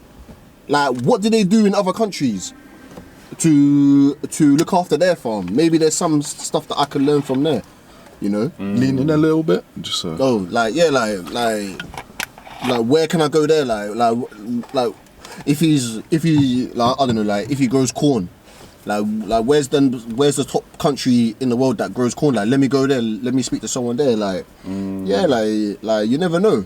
You never know. Like, some of these guys are well travelled. There's always value in it. Yeah, some of these guys are well travelled, man. Some of these guys are well travelled. I mean, of course, everyone goes out, like, you know, like, if you got a family and stuff like that, like, every summer, go and do the holiday or two and stuff like that. I mean, like, when I'm travelling now, whenever I travel now, I just want to when I'm in the country, I just want to be like, what can I take away from this country? Like, what you said about Morocco was very deep. You know, like, what can I actually take away from this country? Not just get a tan. You know what I mean? Like, apart from that. That's so that sick. shit pisses me That's off, bare bro. sick, man. Like, what can I actually, like, take from the country? Like, what information or, like, what feeling or what knowledge can I take back with me? You know, that's gonna better my life. Trust me, man. You know, moving forward, so that when someone talks about it, like, or if I talk about it in the next 10, 15 years, I can say, yeah, I remember when I went there, and this is what I got there. You know, It's true what Eren said. Like, when you have them convos with them well-travelled people, yeah, and you chat about, like, the places you've gone, even if you've travelled more than someone else, like, that's from your area. Do you know what I mean? When you have a conversation with that well-travelled, like, person, you feel so small, bruv, because, like, they're chatting about shit that they've seen. You can't even imagine. And they've seen all the shit you've seen, and they've seen, like, the Things next you level didn't know shit. existed. Things that you weren't even thinking of. Like, But can you imagine, like, when someone describes something to you and you just can't paint that picture? Not because they're describing it bad, but because you've never seen anything even close to what they're trying to tell you. They've seen with their own eyes. Like, that's what it is. I've been there. Like, you feel fully. tiny, innit? Literally, like, the world is so small, but it's so big at the same time. Like, and then it's just, and This like is the maddest thing as well, yeah. And this is sort of, even on a bigger scale, you're saying the world is so small, yeah. But think about the universe, mate. Yeah, don't. That's another level, bruv. Mate. Do you get what I'm saying? We ain't even dipped our toe in the water I yet. said this to one of the boys at work. I said, think about how big our solar system is, the Milky Way. They're trying to tell there's thousands and thousands of them. Yeah, it's crazy. How big is the world? Or the universe we live in, or whatever? So you talk about, like, like we're talking like Oh, if you're gonna start international space and stuff, but yeah, right, no. But we're talking international cultures, yeah. International, and then there's the whole Intergalactic, bro. intergalactic, 100%. Bruv, do you think in our That's lifetime, mad. like it's gonna go intergalactic, or do you think? Not in our lifetime. To be fair, you just don't know, man, We're because moving so fast. yeah, where we are now with the technology that we've got, like we've got 3D printers, we've got like crazy shit. Like we're close to cracking the Something. code. Do you know what I'm saying? But that's we just haven't the done it yet. start of it, though. That's the start. I don't think. I mean, something can happen tomorrow, but I mean, That is the thing. I mean, about like me, it. like how many years have I got? Like 50, 60 years? Come on, man. I don't think so, man. Yeah, but if someone came to you in 1950, Yeah, and said we'd do all of this. and said Yeah. like this is where we'd be, we'd have cars with 1,000 fucking horsepower, we'd have like a fucking Tesla that drives itself. You could imagine that, though. No, you couldn't. No bro. way, man. A mobile phone, bro. Mobile phone, yeah. No, like Yeah, I'm you're not- talking I'm- to Siri and shit. But that's all on the planet. Like I mean, like we're talking off the planet Earth. Like But I mean, like look, like if this video gets played in 30, 40 years time, and I'm gonna look like a mug, innit? Man's on Mars. What You know what I mean? Like, man's on Mars, like, you know what I mean? If man are on Mars, yeah, Little did I know. you know what I mean? Like, Little did I know. But boy. Eli's out here talking like, yeah, like people in London, like they ain't open their perspective. Man's out here. like, the No, we're question still was- gonna be no, here like- 30 years. Man, are no, you like, the fucking question was, mad, like, fam? in our lifetime, I mean, like, so like, what's the question? Like, in our lifetime, what are we gonna live Are we on gonna- Mars? Are we gonna be intergalactic? Not Mars, bro, but yeah, just intergalactic. So what like, do you mean will- by intergalactic? Will we really? know of another culture elsewhere, and will we have travelled space? Okay, a lot no, more? that's a different question. Like, In I our mean, that can happen lifetime, not tomorrow. in our lifetime, no. That can happen tomorrow. That It could happen tomorrow. That's what I think. 'cause No, we- no, yeah, because in yeah, our- like, contact can happen universe, tomorrow. in our universe, there's got to be worlds out there Yeah. that are Oh, billions of years ahead of us in their galaxy, in their solar system, or whatever it is, and they know about this is us. but this is the question, and they're though. just trying to get here now. And they could probably get here in like a second and just teleport and shit. Like they're that advanced with their technology. It sounds fucking crazy, but But that's the only thing that some science I always fiction, think of though, obviously, like because I think when anyone, well, not when anyone, but I think when people sometimes think of other planets, they try and put it in the Earth's perspective, like the Earth in 1,000 years. Like technology over there could be completely different. But Eli, that is, I don't just think that perspective. I think there's fucking planets. There's only like creatures that are fucking orange and green spots, fam. Do you know what I mean? And like they don't even walk or run. Like they have a different way of like. Yeah. They float through the sky. Do you know what I mean? Like through gravity, like the anti-gravity, or whatever. You can think of some next random shit, and it probably exists in it because that's literally how big the universe is. And so the fact that the universe is so big that there's probably 1 million Earths that are, I think the universe is so big, yeah, that there's got to be another planet Earth somewhere else in this universe. It's that big, it's infinity, like it's endless, yeah. That someone's a having the scary same, thought, though, that isn't someone's it? having Well, that same finish the point. conversation. That someone's having the same conversation we are. They're doing the same thing that we are right now, Probably. just because of inevitability. Well, like Yeah. a dual, what they call it? A dual. A parallel universe. Parallel That's it. universe. There's got to Parallel be a But, bruv, parallel universe. Like, Because the universe is that big. no, of course, There's but gotta be. how can it be infinity, bro? Like, obviously, I get it's huge, right? But I've always asked, you know, this car, for example, there's a ceiling, there's a floor, there's only so, like, we can stretch out so far before we hit something, yeah? So how, like, there's a limit in this car, there's a limit in this car park, you know what I mean? Like, so is there a limit on space? So, like, is it a box and then you can't go any further? But these are all then, man-made things, though, bro. but this is what I mean. But what I'm saying to you is, does it just end? Is there just nothing there and you can't, like, it's just blackness? But then what's just blackness? How could blackness, like, that's something. Bruv, you know, like, Do you hear what I'm saying? you know, like man said, Bruv, you like, know, no, It's like a mad point. like, to be fair. obviously everything ends. But then when you say this doesn't end, Well, like, are you It's like, how saying, does that- I like, can't Are comprehend. you saying like if it started somewhere, it's got to end somewhere? no, I'm just like, what I'm trying to say is, it makes sense to us that this car has an end in the sense of the capacity of the inside, and then obviously when they say that space is infinite, like it's massive and huge, but like surely it ends. Like how can something? Because in the same context that this car has a capacity, like the world, the galaxies must have a capacity. There's only so much you can fit in, but then it's that big. as well. It's like, does it actually end? But like the way you're visualizing an ending, That right? matters. But like that ending that you're visualizing in is within something that's a billion times bigger than that. And That's then what I'm that saying thing's- to you. Yeah, that of thing's course. within something that's a billion times bigger Bigger than than that. that, yeah. And continue. And No, it I literally doesn't appreciate- stop. I know And the it reason doesn't. why you know that is, I guess, just through numbers. Like numbers are endless. But that's what I mean. So just off of that law alone, the universe has to be endless. But that's That's a what crazy scientists concept say. to think that You it's can't endless. even imagine it. You when can't even everything's imagine got a it. capacity in this Yeah, world, in the but man-made the universe world, doesn't. Yeah, there's walls, there's barriers, but Even this world we live on, you go one direction so far, you'll come back on yourself to the same spot. but then That's a good point. no, though. because That's a crazy point. We've built spaceships, we've been to the moon, but if No, they no, didn't no, land on the moon and they just kept on going, they Yeah, might they will die keep- on the spaceship. No, I'm in sure they'll 100 keep- years, I'm saying they'd but carry they're on. they're not gonna stop. But that's what I'm saying. They're not going to stop. But on that same argument is, they used to believe that about the world, like that it was flat and it would end and you just fall off, for example. But then Yeah. obviously it's a globe, isn't it? It's a, it's not flat We're and all of floating that. within this thing. Yeah. And obviously theoretically, if you travelled in the same direction, you come back on yourself. You'd start where you finished. Yeah.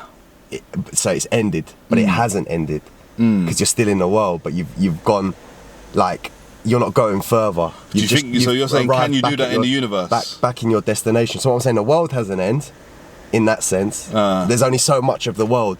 Like, does that make sense? But like, what are you saying? It No. makes sense. It makes sense. It makes No, sense. because I hear what you're saying, but like my head is. I don't think I can agree because I think No. the way you're viewing the universe. I'm working out in my head as well. Your universe, you're working your Like your universe has to be round. You're basing Like your your no, universe no, has to be I hear round. that. Like Yeah, your yeah, of universe has course. to be round for his one. like we're on Earth and we're held onto Earth by gravity, right? But we come off of Earth, yeah, and there's no gravity. no, of Or course. there's less. It's just That space. is There's less. that's the key There's less, denominator. there's That's less not in your There's less gravity. in what you're saying. No, but what I'm trying to There's explain Space, to you. like they literally There's call it less. space. But what They I'm just call it space. There's not But no what I'm trying to gravity, there's less explain to you gravity. is, obviously, the world has so many countries in it, land mass and water mass in it, the same as the other planets. Like Mars is just, they're saying it's just like dust in it and like mountain dunes and shit, and that's got its own capacity. And then, what's the one that's all? Is it Saturn or It's just Mercury? gas or It's all whatever. gas, for example. But again, it's that much volume of gas in that one bit. So they're all planets and they all have their capacity. So why does the universe have no capacity? That's what I'm trying to say. Do you see what I'm saying? No, like what you're saying makes sense, definitely. But I also agree with like, what- I also it agree can't as be well. proven.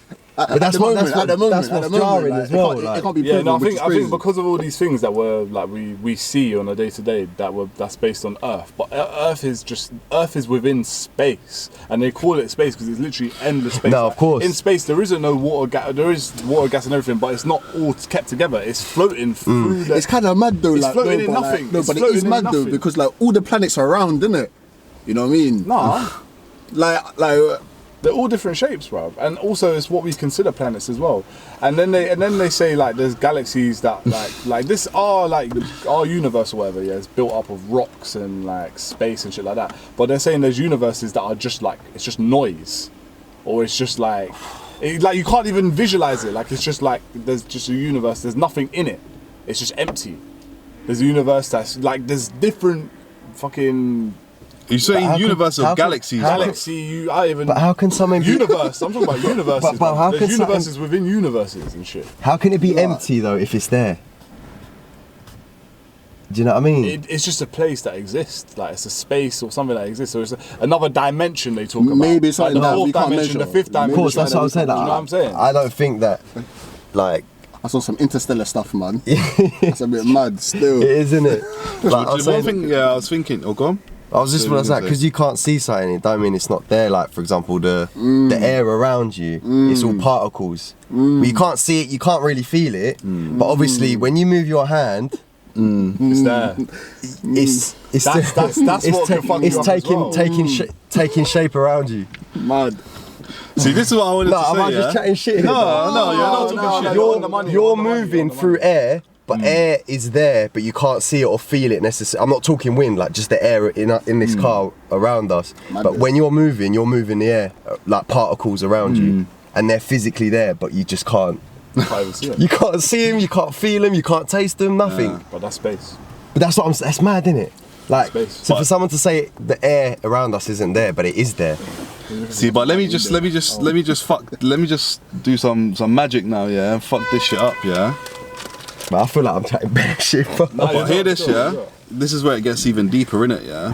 And this is like ancient Hermetic teachings, yeah, from Egypt and their civilization, yeah. Oh. It goes like this, yeah. So we're talking about the universe, like we're talking about the physical universe, innit? Sorry, bro. And shit like that. But what about the idea that the universe is all in your head? As in how? Like your mind is the center of the universe. So we're going like this, yeah? Like you're talking about air, yeah? And you're talking about gravity, innit, yeah? The only reason that stuff exists is because people agree that it exists. Like, what's stopping me from saying gravity doesn't exist? Obviously, people are gonna say, well, you drop a fucking key and it falls to the floor, innit?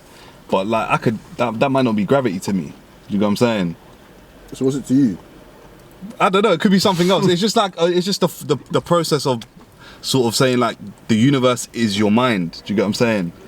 And there's certain things that everybody agrees on. That's why it's agreed upon. Do you get what I'm saying? So you could say there's an end to the universe because that's your universe. Then I have my own universe. Do you get what I'm saying? Within then he yours. has his own universe. Because there's people out there, like even when you think about religion, for example, like they don't believe in evolution, for example. In their universe, evolution don't exist. Yeah. Do you get what I'm saying? So it's the thought process that your mind is the center of the universe.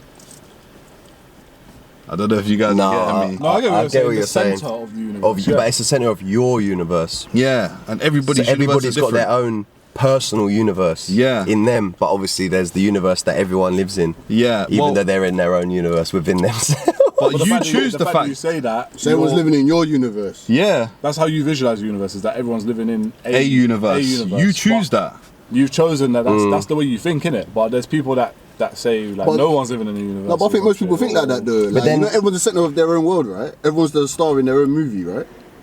You know, Yeah, So no, I that guess. means you're living in. your own like if it was a film, like say your life was a film, like you are the star. Yeah. Of the film. Some people don't feel like that, I guess, but that's another subject. Yeah, like But that's how I'm going with it. Do you get what I'm saying? No, I hear what you're saying. That's even a mad thought, man. That's a bit I'm deep in it now. No, because like when you're saying, oh yeah, like everyone has their own universe, but they're still living in the universe. The fact that you're saying in the universe, like the universe for you is something completely different to someone else. To someone Yeah. else. yeah, it's very true. But that's how. Well, like, it's true. So But you're saying it as if everyone agrees that the universe is the same thing, which I guess humans do. But why do we have to agree? Why do we have to agree? It's like if you think something is really stupid, like in your world, it makes no sense why someone done this. You're like, why did that person do that? Yeah. That actually, It's makes no sense. normal for them, innit? But for them, it makes complete sense. But people don't question this level of thing is what I'm kind of getting at here. Do you know what I'm saying? Like we all agree that the universe is the universe and there's no argument and science is science and all the rest of it. But why is that the be all and end all sort of thing? How can we agree? Like how can we agree with the science if we haven't actually done the science ourselves? We were just taught it in school. Yeah. But this is what I there's wanted to get onto as well, yeah? It's like cool. Like we're talking about like how big the universe is, like there's parallel universes, there's all these different cultures and like when you think about that, yeah, you're like shit, like that's quite imposing, do you get what I'm saying? Like fucking hell, like how much like we're just a tiny little speck in this vast fucking universe or ocean, do you get what I'm saying? And you're like, we're nothing, do you get what I'm saying, compared to the universe, innit? Do you feel like that when you think in their thoughts like like there's parallel universes, there's galaxies, there's other planets just like We're ours. tiny, innit? That's what you think, innit? But then you have to deep, yeah. You've got that in your head. Yeah, cool. You have that in your head. If we're going with the thought that the universe is your mind, then you have that in your head. So how powerful are you? I'm just thinking literally though. Does that make any No, I sense? hear that. I hear what you're saying. So like what mentally, you're saying when is you're that like if you're thinking about all these parallel universes and stuff like that, this is your imagination or this is what you're thinking of. Yeah, well, that is what you have. You have a tool, yeah, something between your two ears, yeah, that is as powerful, as large, and as imposing as the universe, because you have the universe in your mind. Yeah, in your mind. Yeah, exactly. You could create visualise anything it. in your mind, anything at all. Bro, that's so you've hit the. I get what you're saying now. Yeah. About the Yeah, universe like- is within you. You've hit the money with that. That's fucked me up, bro. Fuck it, no way. That's a mad thought. I mean, You are the But like universe. but now, like you gotta live it, right? Because one thing thinking it and imagining it, like you actually gotta go out there and now do it. You know what I mean? Can't That's- Stop recording. I don't know what got cut off. I don't know what got cut off in it, but like, I would say, I don't even know when you were cut off. fuck No, it. I think it switched right as you started. Yeah, I was watching it. Like what I was saying is that like, okay, so just like you, like you're like in your universe, like you're rich, you're successful, got a happy life, you've achieved these things, you've achieved those things, you know. But then when you wake up, like you're in your bedroom, you know what I mean? But you've imagined it, like you've seen what your life could be. So now you gotta go out there and do it. Because it is one thing thinking of it, you know. Like just say someone was like, yeah, like I want to see if there's a parallel universe out there, and then I don't know, he done the research, like whatever, managed to get himself a rocket and go into outer space, and he's like, you know what, yeah, like I ain't coming back, but I want to see what I want to see what's out there. Like some people may say that he's stupid, whatever, but he went out there and did it, you know. But I guess And who knows what he's gonna find when he gets out there? so Who the hell true, man. knows? You know. I guess this is kind of like why people they do like acid and DMT and shrooms and shit like that. Like when they take that shit, yeah, like from Joe Rogan speaking about it, for example, or whatever, like his universe within himself, yeah, like It's expressed, isn't it? yeah. Will he, More so to him personally, like he says, basically like the ego is something that could kill your universe. Do you know what I'm saying? In a way of like how you really see things. And Yeah, like, no, of course. You have that ego death that they talk about when you take that shit, yeah, and you realize how much the ego is driving your mind and fucking directing where you're going and what you're like, how you view the universe, as you put it. Do you know what I'm saying? And bro, man says like he's like they come out of it and all they feel is just like love and like gratefulness and shit like that, and all the ego is gone. Like, and what made me think about that was like you were talking about how in your universe you could view yourself as rich, yeah, and I started thinking like there's a guy that could view himself as rich, and the next man in his universe is looking at him like that guy's poor. Do you know what I'm saying? because of their value on money, what Because their of meaning what of their wealth universe is. is, whatever, and their ego. Do you know what I'm saying? When the guy literally feels like he's rich and he's comfortable in his shit. Do you know what I'm saying? And so, to a certain extent, how much you must need the ego a little bit to be successful and driven. Do you know what I'm saying? And to go and get things and live a bigger life. Because if you didn't have that, maybe you'd say to yourself like, what I have is enough already. Do you know what I'm saying? Content. Yeah, you'd be content with what you have. Do you know what I mean? And it's like that J. Cole song, innit? Like, It's love living- yours, innit? You gotta love yours. It's true. I think like I agree with you that ego is that bit of competition, isn't it? Like you want to be the best. It's like Number one. That's it's- why with work you want to be the best so you can progress, and obviously be the best at what you do, for example, so you can be successful. So you do need that. There's a question of like how much of it do you need? Like, yeah. where's the balance at? Do you know what I'm saying? Because it can hold you back to a certain extent, I can take you to it the can- top. or it can take you to the top. But even then, yeah, like I guess this is just something where you literally go round and round in circles, yeah. Because that guy who's saying that you're poor, yeah, or the guy isn't rich, yeah, he could say, well, like, what is the top? The top's different to everybody. Because your worlds are different. Do you get what I'm saying? So Yeah, the like, top to you might be, I'm wealthy and I'm successful. Do you know what I mean? Because I've got money. Yeah, but yeah, of course. success is defined by your own universe. Yeah, it's like that. One of my favourite interviews with Bob Marley. Have you The seen Bob it? Marley thing, yeah. When he talks about, he goes to him, so have you made a lot of money from your music? And he's going, money? He's like, I haven't made too much. He goes, They said, "Oh, you're a rich man." you guys say you're a rich man, yeah? And he goes, He's like, "What do you and mean he's by like, rich?" when you say rich, what do you mean by it? He goes, have you got like millions in the bank? And he's like, I don't have that type of richness. And he's like, my richness is life forever. He goes to him, like, so obviously his he's talking about him being wealthy with life and love, and the other guy's referring to the money in his bank. So like you were saying, it's your perspective on your universe, man, and what means more to you. But I think like the most iconic people, yeah, like I'm talking fucking icons like Bob Marley, Michael Jackson, Muhammad Ali, like that level, Nelson Mandela. Yeah, I think it's the passion of what they're doing, man. Yeah, that's different. You don't. Maybe there isn't any But it was ego more in that. than what it was like. If you see like Muhammad Ali, like it was more than boxing. Because they're so good at boxing. They're not just boxing fans like Muhammad Ali. Everyone liked him. But like, it's what you stood for. That's what I'm saying to you, though. He It's wasn't like, just a boxer. Yeah, that's what I'm trying to say. He took it further, and you know, people. stood for something. He stood for something, so people could relate with him who weren't boxers, because obviously he had the political messages. Same with Bob Marley, you know. But what I'll say, it's a responsibility, man. You touched on like something, and you said the word, which is such a fucking key word, beautiful word in life, yeah, which is purpose, innit? Yeah. And I think there's something so gravitational, like really gravitational to the human spirit about somebody living out their purpose. No, of course. Nothing will gravitate people towards you more than you exercising your purpose and growing your, as like L. Ron Hubbard would say, your life force. Do you get what I'm saying?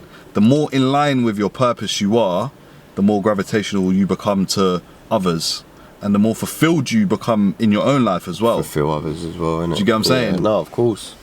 I mean, like, I was watching a YouTube video like time ago, and it was about along the lines of like, what do like 90-year-olds say on their deathbeds? And it's the same thing. They all say the same thing. I wish I lived more. I wish I did that more. I wish I just went out there and did it. They always say the same thing. Like, I just wish I just went out there and just did it. You know, quit my job earlier and just took the chance. You know, like they all just say it. Like they all just like, I wish I just done it. You know, and they say, look, whoever's watching it, just go out there. Like, what can you honestly, like, what is there to lose, really? You know, like, what is there really to lose? Just go out there as soon as possible and just live. Because after you've worked the job, you know, now don't get it wrong, like, there's some jobs out there that you can do for life. Like, some people are happy to do it. You know, it's very fulfilling, very, like rewarding. So, I don't know, like, if you're a football pundit, right, you could pretty much do that until your last day in it, because you like to talk about football. You like to comment on it. Like, it's still a job. You still have to turn up, but you enjoy the job. You know, like, you're not complaining at all. But obviously, like, these are just like random people, and I remember watching it, and I'm just like, wow. Like, they all just say the same thing, and it's almost sad in a way, because you're looking at them going rotted, like you're gonna check out soon, you know. And you don't feel like, and you don't feel like you've really done what you really needed to do, like, but it's too late for you, you know, unfortunately. But me, I mean, like, I'm gonna take that advice, you know what I mean, and run with it, because, you know, like, I need to go out there and do it. Like, if you're saying just take the chance and go out there and do it, like, what's the worst that's gonna happen? Like, you're not gonna die. But that's the beauty, I guess, as well. Slightly off topic, but of the internet age that we live in, like, that information is accessible. You know what I'm saying? Like, if we didn't have YouTube and TV, like, we wouldn't be able to know what these wise people or not so wise people like have done in their lives and what their advice is. Do you know what I mean? And even touching back on what you were saying about, like, when you like, when you're on your deathbed, like, what are your last words? I guess when you're on your deathbed, the money, the fame Don't mean nothing. the women, Don't mean nothing. even your fucking, like, well, obviously, like, the women and the kids definitely do matter. I was gonna say the kids matter, Like, your family matters. everything, like, your family matters, innit? But, like, the money and the fame, and all the bullshit, all the clout, it means absolutely nothing. Do you get what I'm saying? It's more like, rah, like, what have I done? Like, have I lived? Have I loved my life? Yeah. Have I done fun things and wholesome things? Do you know what I mean? Yeah. And this is what I said, like, this is why my Instagram caption, because I was trying to think of, like, the best way to describe myself in my bio. That's what I think a bio should be. Describe yourself. So Richard Branson's one was something like a tie-loathing, blah blah blah blah. So he hates ties and He's an entrepreneur. Some shit like that. Yeah, I don't know what Richard Branson's one is. Yeah, but I was thinking, okay, what is my slogan in it? Like, what? How can I define my life? And I literally said, a man on planet Earth doing his best to fulfill his true potential. And I said, I hate the word trying. Because when you're trying your best, like, you're trying. But when you're doing your best, you're doing. Do you get what I'm saying? So that's literally the way I summed it up. And it sort of ties in with what you're saying. In a sense that, like, you have to be a person out there doing your best to fulfill your true potential. Yeah. Do you get what I'm saying? That's all you could do. Because when it's all said and done, like, you're gonna have to answer. And I guess in religious terms, they'll say that's the judgment day. Do you get what I'm saying? Like, have you done what you said you were gonna do, or what you were put on this earth to like, do? you have your own judgment day with yourself. Like, you put yourself on trial. So that's like saying you are your own God in a way. Do you get what I'm saying? Yeah. That's it, Man, bro. Is gold. But This you know is what? sick. Yeah, it's been going on for an hour and 40 minutes, innit? We're gonna have to call it a day. But man, this is gold, man. We captured some amazing conversation here, and I gotta say thank you for coming down. Brother. It's a special one. Bro, Still, do it it was again, everything. man. We gotta do it again That was sometime, sick. man. This is just the beginning for this, man. This is the beginning, man. But I hope everybody enjoyed as well. Hit that like button and subscribe. We'll be back again soon, man. Eren, appreciate it. Appreciate you having Follow me. you. What's your Instagram as well, man? Just in case people want to reach out to you. My Instagram, ERENERMIYA. Give him a follow, man. People, you know where it's at. Love. Have a good one.